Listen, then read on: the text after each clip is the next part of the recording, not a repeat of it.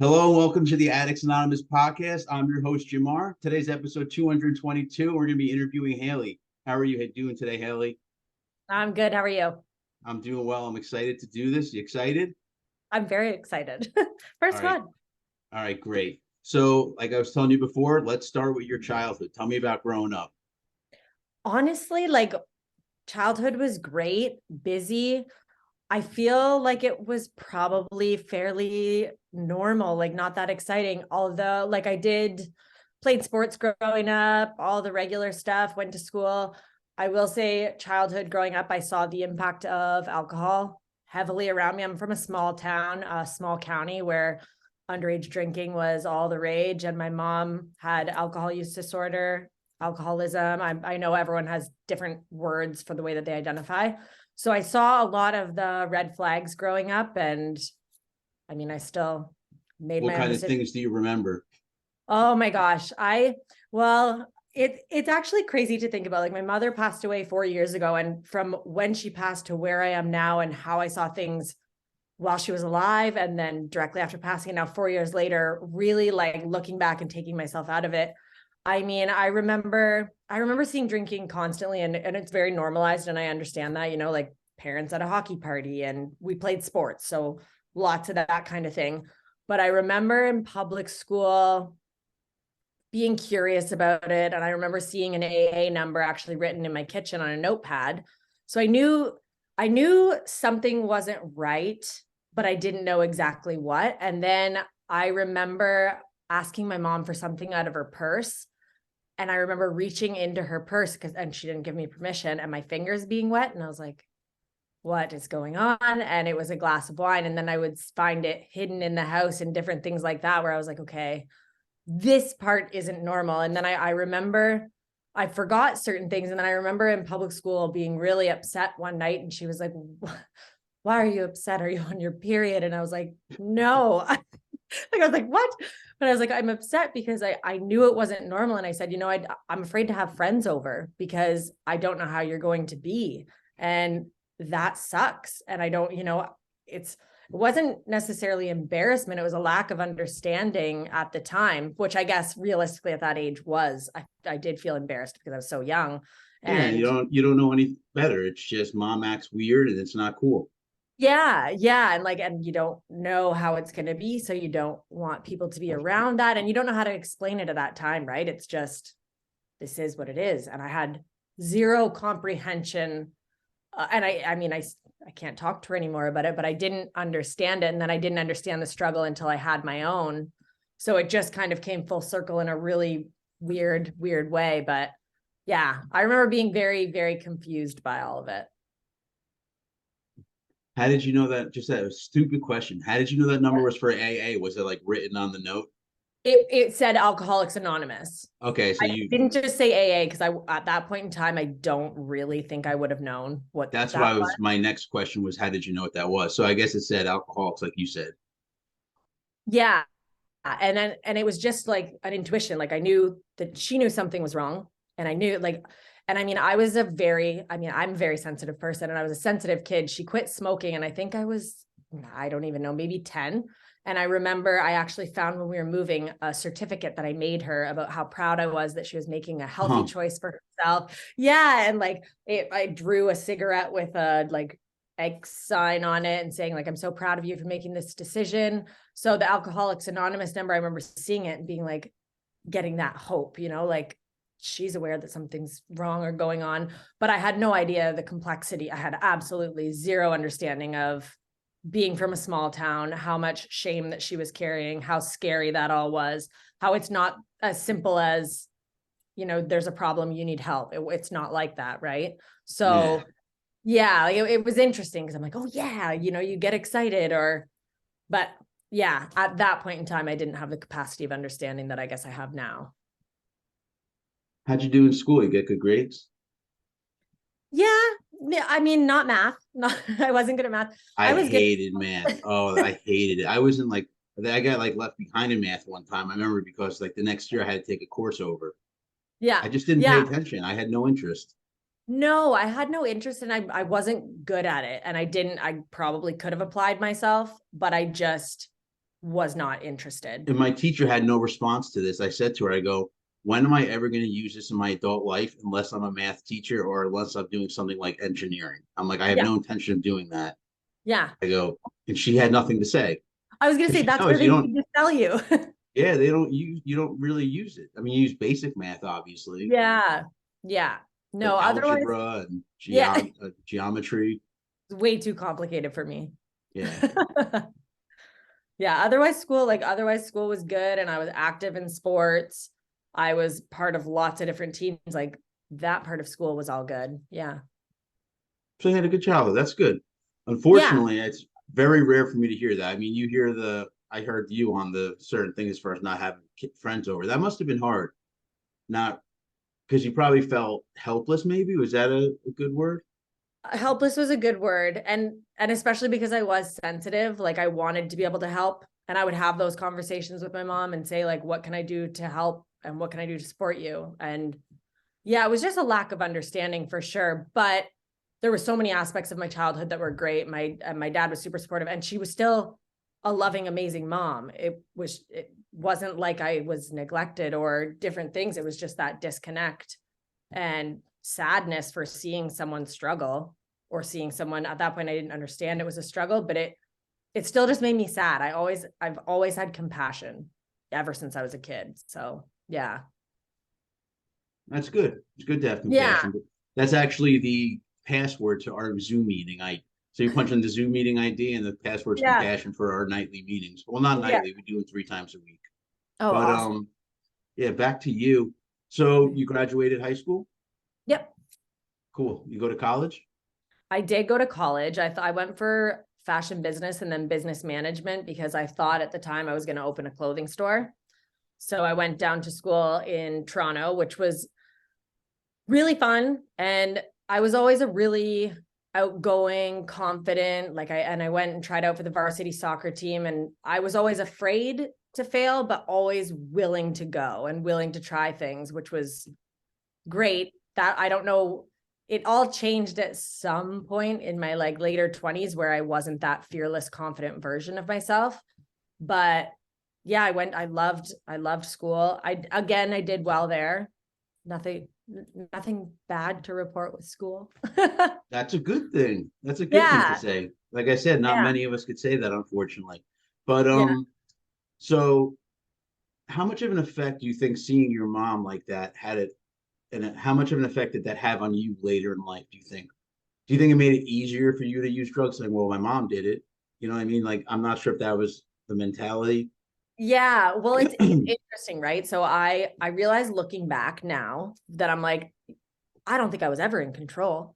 I think I thought I had control. And my justification or loophole was that my mom drank white wine and that was it, right? Like white wine. And I was like, well, I don't drink white wine, so I'll be fine. That in my head was my justification and my loophole. It was, she would drink wine every night. Whereas in college, I would binge drink on weekends, but I wasn't drinking wine every night. So in my head, that was it was my way of thinking that it won't happen to me kind of thing. It was a way to justify and kind of not see it for what it was for sure. Yeah, I mean, we all have our little things that make us feel better about what we're doing. Yes. Like Yes. my whole thing was, as long as you never use a needle or smoke crystal meth, anything you do is okay. It's okay. Yeah. You're not a drug addict. You don't do those like specific drugs. I could Yeah. snort the living shit out of cocaine, but that doesn't make me a drug addict. Everybody does No, cocaine. that's the thing. Everyone's doing it. Yeah, Like, and exactly. that is crazy. When I did stop drinking, that was what I had to literally tell myself was it doesn't matter what other people are doing because that's not Yes. the comparison isn't justifying your behavior. It's not going to help you.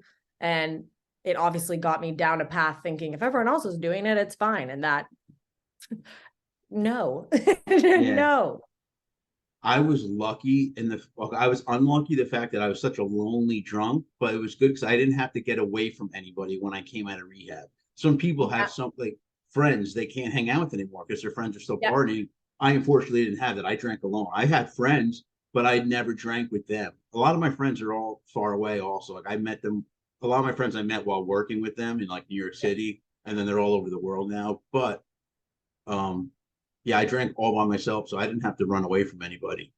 Okay. I Yeah. was, Mine was like in college, it was the normal thing, and my roommates, and you would drink. And then it was like the anxiety. Like I would wake up and be like, oh, I I think I was okay. Like, but I don't know. And then and it would be those comments, right? Like, oh, how are you feeling today? So I would know, I'd be like, oh shoot, I must have looked pretty drunk. But at that point in time, I hadn't touched cocaine. So I wasn't when cocaine came into the mix, that was when it was like I was going to say the perfect combination, but when I say perfect combination, I mean the absolute worst combination. Because if you go, like for me, I went from being binge drinker blackout to suddenly I can make it through the night.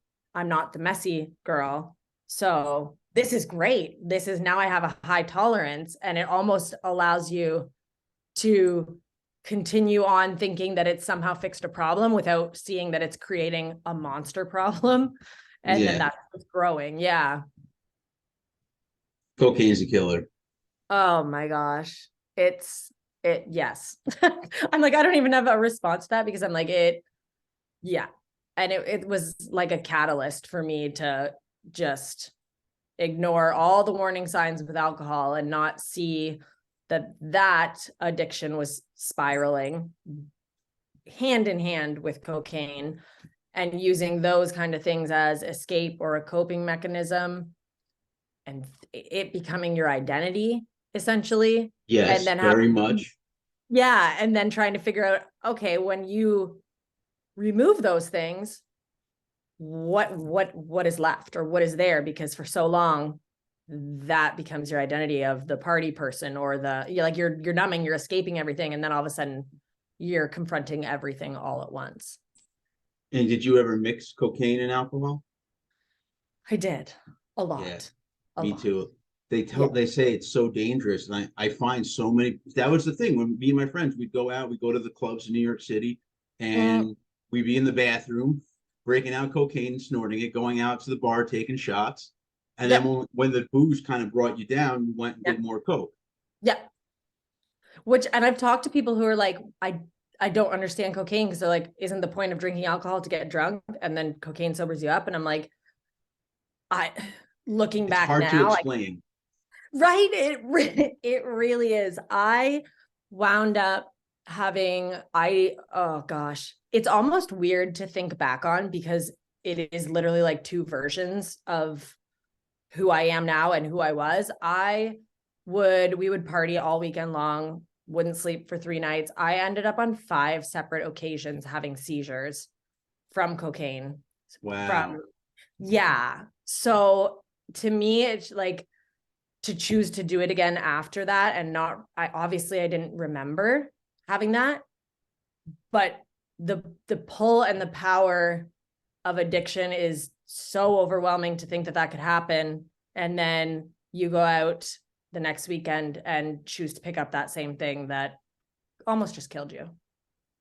Wow. So the seizures, were they from overdoses? I I think so. I think the ambulance was called once, and I panicked and refused to go because I had just come to and realized what happened, or I was told what happened. But I think, yeah, it was essentially overdose, or my body just not being able to take anymore. Yeah. Yeah. I had always heard, right? Or people would, like, I would hear about people overdosing on different things. And that I literally remember saying, you don't overdose on cocaine, so it's fine. No, I've never heard of anyone overdosing on cocaine. And now I've spoke to multiple people who have seen someone have a seizure or experienced it. And I'm like, I had no idea. There's got to be someone that's had a heart attack or something because that really, I'm assuming, like in the whole history of cocaine, someone probably died from it. I think so. Yes, I would think so. Yeah. Yeah. Yeah. Scary. So once you graduated college, what'd you do after that? After college, I was a sales rep for a clothing line for a little while down in the city. And then I was a bartender down in the city. And that for sure was, I mean, not a good lifestyle for me. I loved it because I was super social and I was outgoing and I met amazing, great people. But again, like I'm able to look back now and see that like having multiple drinks after work, and in my head consciously, I would honestly think I didn't appear intoxicated. And sometimes people would be like, "Oh, have you been drinking?" Like, no. And I would, in my head, I genuinely was like, how could they tell? And I didn't even, I thought it was crazy. And now Oh yeah, I know the feeling. it's so bad.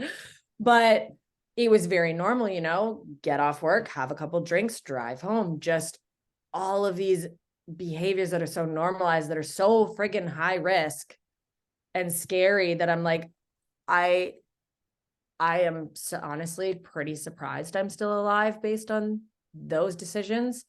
And it it's not like bartending was, it's not like other people encouraged or enabled me. It was all part of the lifestyle. It was all part of the social. That's what everyone did. So I thought it was normal. And then I had always been warned, you know, Hayley, it runs in your family. You have to be careful. You have to be careful. But I thought it was normal at the time. Yeah. Yeah. So what happened once you left college? How was your alcohol and cocaine use? And those were the only two things you were using? Yes. Yeah. That was it. I mean, I've smoked weed, but it ended up actually making me really anxious. So I don't, that one I released. Yeah, after bartending in Toronto, I got into an unhealthy relationship, or I would say codependent, where every weekend you're doing cocaine. And actually, sorry, I didn't mean to lie. I did MDMA. I'm Okay. like, I went to festivals. I'm like, what am I talking about? And again, it was one of those things where I was like, oh, I have a high tolerance. The amount of things that I put in my body with zero, like without thinking about it, it's just, oh, I got this from a friend, and thinking that was normal and not being afraid of any of it is just crazy to me to think of now. But it ended up, after I moved out of Toronto to move in with an ex-boyfriend, that was when cocaine was constant. Every weekend, not sleeping for 2 nights, all the time, drinking every weekend. And at that point in time, it was only drinking on the weekends. It wasn't through the week. But as that relationship went downhill and my mom's health was failing, I had zero recognition of the fact that I started to use cocaine and alcohol on a constant basis to check out. At the time, I thought it was normal. And I was like, and I would invite people that I knew would drink. That's who I wanted to hang out with because they wouldn't question my decisions. Like, Yeah. I definitely surrounded myself with the people who would not question the habit, I guess. Yeah.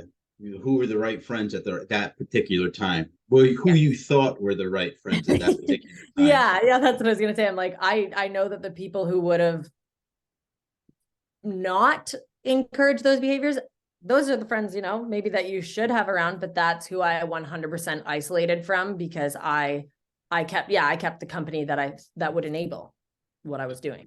I think that's another reason I isolated so much, because I just didn't want to deal with anyone. I didn't want Yeah. anyone telling me to stop. Yeah. And there's almost that underlying shame, right? You know that they may see what you're doing and be concerned or want to help. Realistically, like your good friends and your support system are gonna worry. So I don't want to surround myself with people who are going to question what I'm doing. I'm going to surround myself with people who are going to be like, woo, let's do more. Yeah. So, at what point do you realize that you have an issue? Oh my gosh. Honestly, I think that is one of the hard things to even like pinpoint, because I knew I had an issue before anything even happened, but I would still go back to it, like the seizures. I know at that point in time, if you're still willing to do this, there's a problem. I get pulled over for drinking and driving. I roll a vehicle. I had 3 brain bleeds and a grade 3 concussion. Oh my God. Yeah. And still, after I don't, and a lot of that area is like a blackout for me with my memory because of the injury. I'm aware that there's a problem, but I do not believe I can change. And then after the brain injury, I have no idea how long it was between the time of recovery and drinking. It became a completely different beast. It was almost as though the injury took me from like alcohol use disorder and being on the spectrum, like knowing that there is very clearly a problem, to end of the spectrum. I can't even open my eyes without, if I have alcohol in my system, I was craving it. It was what I thought about. Have you read The Unexpected Joy of Being Sober at all? No.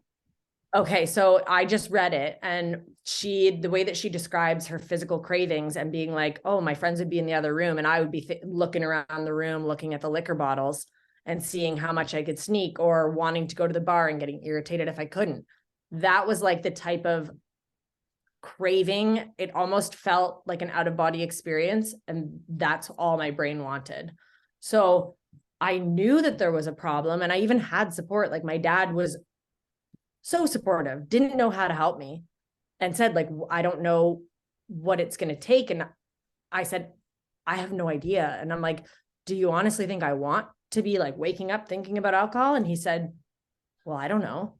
And then days later, he said to me, that was a huge moment for me. And he said, because I did think you wanted to, he said, I thought you were choosing this and you just didn't care. Whereas I was saying, like, I feel completely out of control of my choices, even though like I know better, I'm smart, I know these things, but I honestly, like, it was just spiraling out of control and feeling completely driven by one thing, which is terrifying.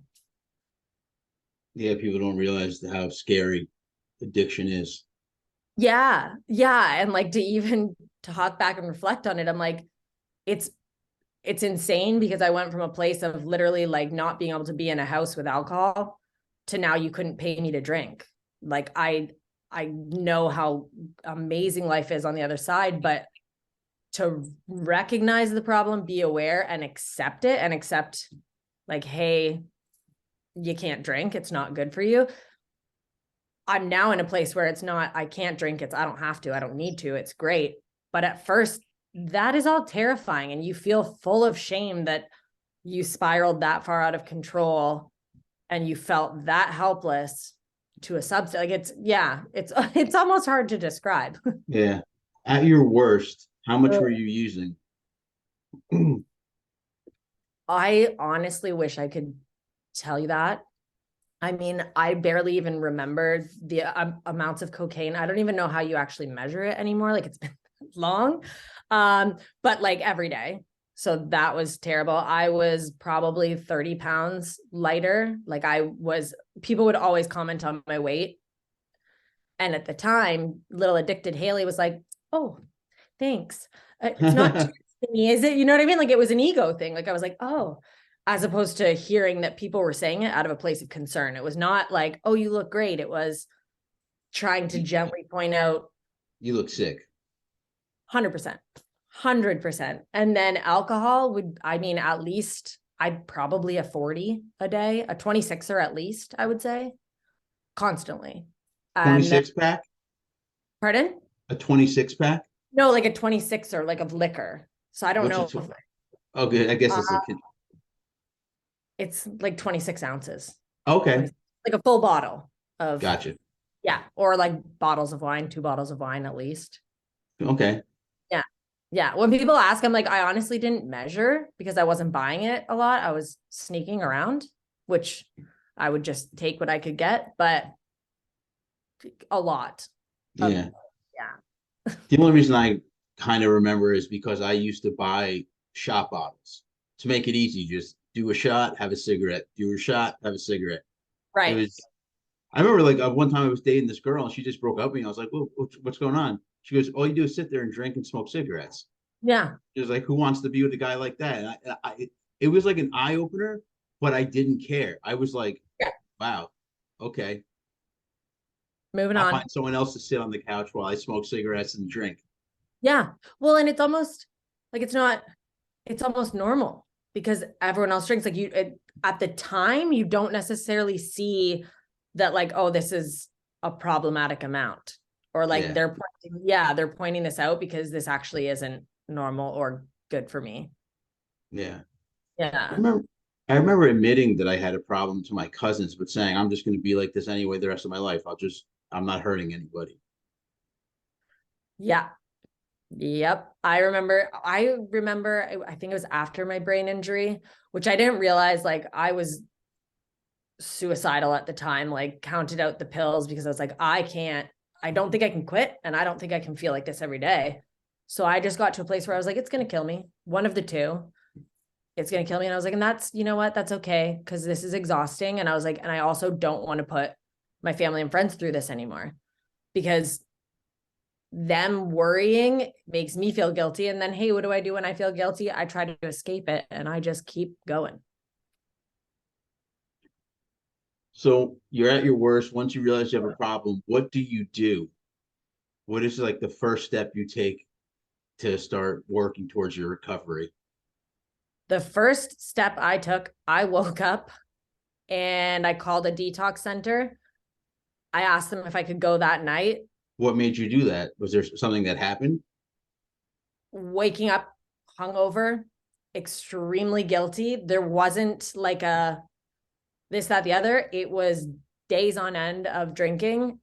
And I woke up and I just knew something had to change. I, it's so hard to explain because I'm like, I don't know if it was a spiritual awakening. There was something in the core of me that knew. And what I needed was to separate myself from alcohol. I needed to not have it be accessible, which is not friggin' easy considering they sell it everywhere. So I Yep. was like, just get yourself somewhere where this isn't accessible and start there.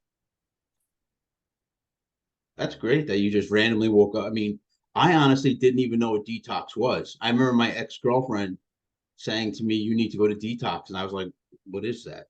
I had no Yeah, clue what that was because you don't. I mean, unless you're in the addiction and recovery community, you don't kind of know the terms. totally. So I was like, "What's de?" And then I looked it up online.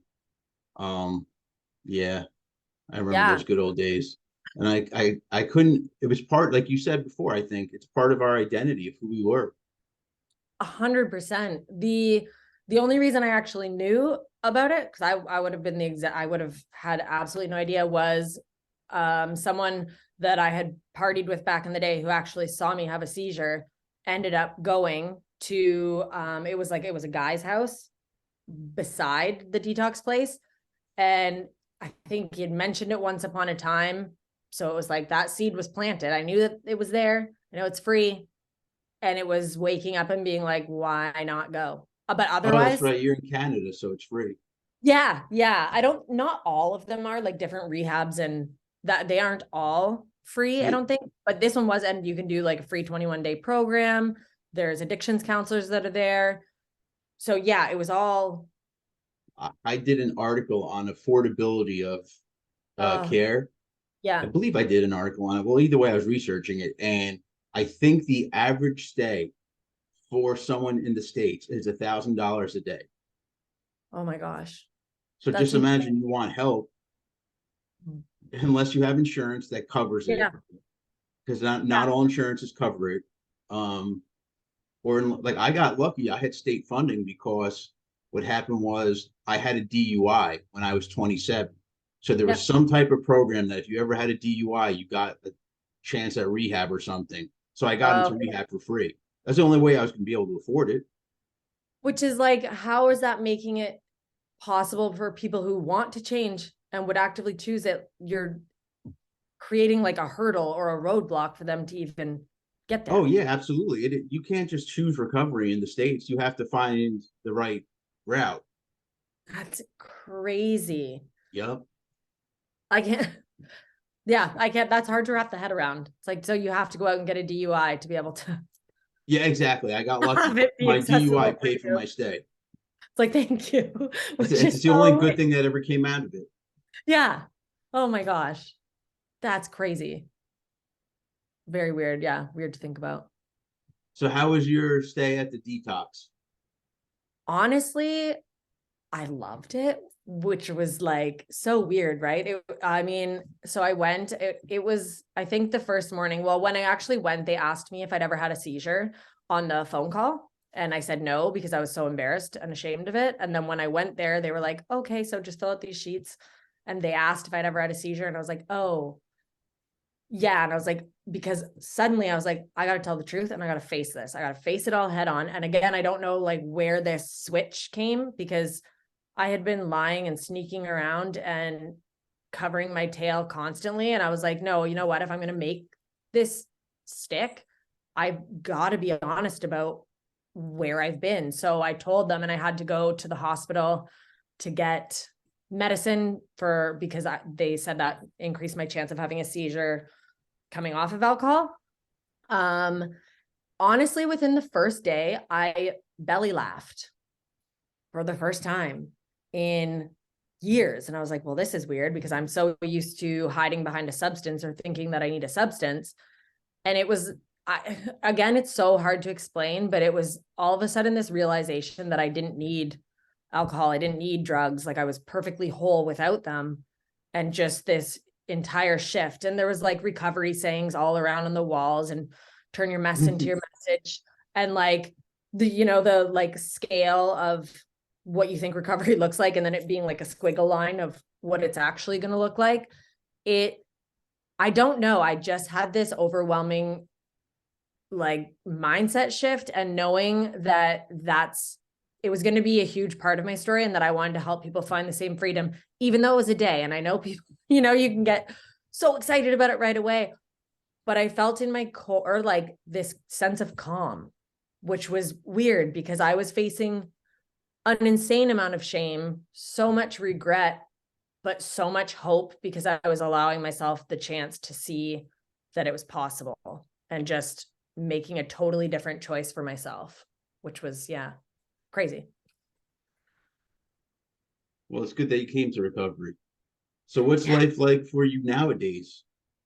Oh my gosh. Well, so I did, what do I call it? Relapse research. I did a year, like it was surprising, right? No cravings, no triggers, because I came to this like knowing my life is better without alcohol, and you can be so fulfilled and happy without it.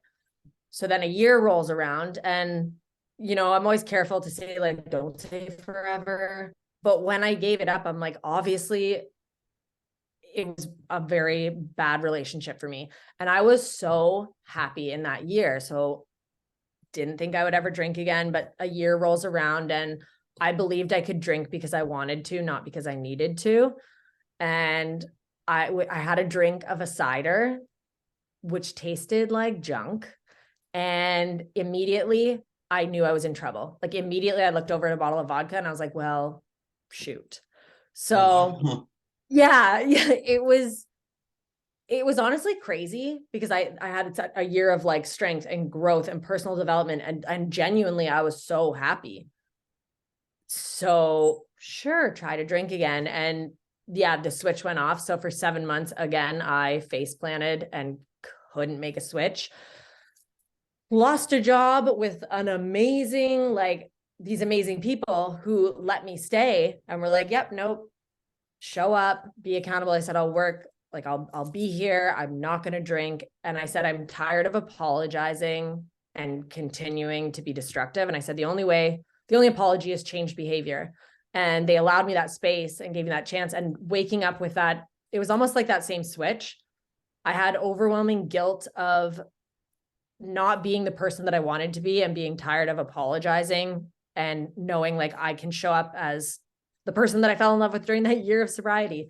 So life now looks, honestly, I am always in a state of gratitude.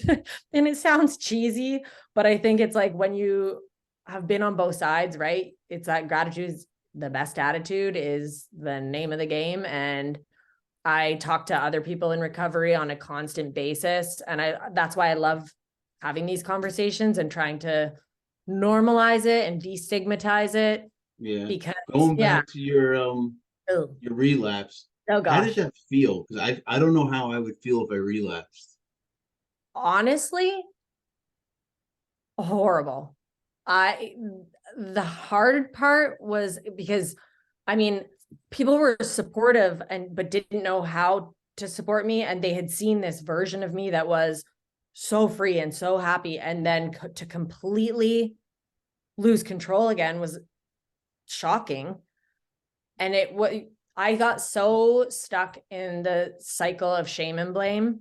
And I mean, I'm on that end of the spectrum. Like my brain is going to want alcohol. And I've learned all about the science and what is happening in my head. And I've accepted all of that. But sitting there and saying to myself, Hayley, you just made it a year sober. You can do this. What the hell's wrong with you?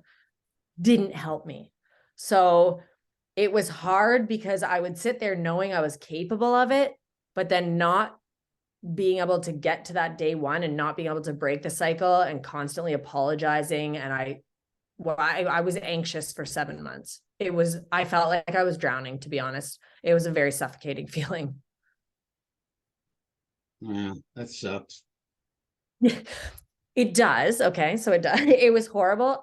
At the same time, I was grateful that I made that choice a year in and not 5 years later to then slide off again, and you can look back and reframe things to make you feel better. And maybe that's my way of comforting myself, but maybe doing it then and getting it out of the way was to save me from doing it, like I said, in 5 to 10 years, and it was also it was closure. There isn't I don't have any curiosity of moderation. I don't think, hey, maybe I should try one at an event and see what happens. I know how my brain's going to respond to alcohol. I know that I can also feel completely fulfilled without it. I can still go out. I can still do things. And does my nightlife look different than it used to? Sure. But like our choices and our habits and our hobbies look different from 10 to 20 too. So if my life looks a little bit more peaceful and quiet now, and I'm okay with all of that. Yeah. Yeah. Sobriety is a much better place to be. 100%.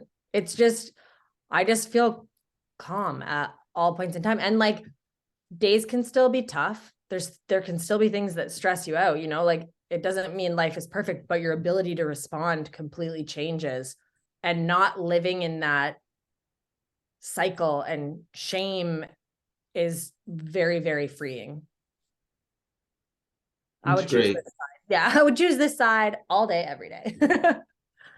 So is there anything in particular that you do nowadays to keep yourself sober? I see, and that's a hard one for me. I've never followed like a program or you have to do this or a creating my role in. I'm very much mindset focused. I volunteer in a lot of different recovery communities, and I do Zoom calls for groups, and I'll do different presentations. And I think maybe that is my version of what helps keep me, you know what I mean? Like it's, Oh yeah, no, I know. yeah. This Like, stuff keeps me sober. yeah. Yeah. Like talking and connecting, and it keeps it relevant, right? Like there isn't that fading effect bias that all of a sudden you're however many years in and you get curious again, or you think it might be a good idea. I think it keeps it current, and hearing about the struggle and talking about the struggle kind of makes you not want to revisit it again. Yeah, But exactly. yeah. So I do lots of different presentations. I'm fascinated by the science and the neurological components. So I really just try to learn as much as I can, to be honest. Yeah, no, I believe that's knowledge and education is absolutely vital if you're going to recover. Because how else are you going to fix something if you don't know how it works, Yeah. Well, and or I at think least attempt to fix it, I should say. yeah. Yeah. And I think that's a huge gap. So, and I do coaching and stuff like that. And I think education, like you said, is key to understanding. I think it's so important for people to know what's happening in their brain, and not that they're flawed or broken or that there's something wrong with you. Like alcohol, like cocaine, like heroin is an addictive substance. There's nothing wrong with you because you got addicted to an addictive substance. And that I think is like something that I'm like, shout it from the rooftops, put it everywhere. And at first I was really quiet in my sobriety. And I think I protected that out of fear of relapse, and also out of fear of judgment. Whereas now I'm like, no, because there's so many people who still struggle in silence because nobody's talking about it. Yep. Whereas, yeah, like the more you get comfortable putting it out there, the more people might realize like, hey, there's the warning signs that I might have missed if I hadn't heard this podcast or saw that picture that someone posted. So just, yeah, having the conversation, I think, is my way, I guess. No, that's great. I mean, staying in touch with the community is a huge thing. Yeah. Yeah. So, Sorry, you no, go. you go first. No, I was going to say, and even in the beginning, when I would hear other people's stories like that at the detox center, suddenly I was like, wait a minute. Other people understand what I'm feeling. I I I felt very alone and embarrassed and confused about it all. And in my head, I was like, you know, you had a great life growing up. You have a very supportive family. You shouldn't have these problems. So that shame cycle in your head is so damaging. And yeah, that's again why I like having these conversations. Yeah, no, absolutely. So, last thing is, did you have anything else that you want to throw in or talk about while we're here? No, like I guess basically just know what we're talking about. And essentially, for anyone who listens to your show or is part of this community, I think, like I said, when I woke up with the detox and just wanted to make a change, it's like those freaking 30 seconds where you feel like you want to make change or you're willing to have that phone call or you are willing to have that conversation, leap into the discomfort and just I it's so scary having these conversations. Like I waited years before I was willing to even share my story or talk to people. And it's like, I don't know. I think leaning in, like jumping into what scares you could be the thing that saves your life. So as scary as it is, there's so much on the other side of fear. And yeah, that's about it. That's about it. Yeah. Well, thank you so much for coming on the podcast today. I think you did great. How do you feel? I feel like I'm like, whoa. I feel great. Honestly, like I said, I mean, oh, that I guess is actually one thing I will say. I went, it was probably 3 weeks ago. I went to the funeral of a family friend from when I was growing up, and we had not grown apart. They just moved, you know, it was a childhood friend. She had struggled with her sobriety growing up and like within the past, I would say 8 years, and she got sober and then slipped off and was using what she thought was cocaine and there was fentanyl in it and Shit. overdosed. Yeah.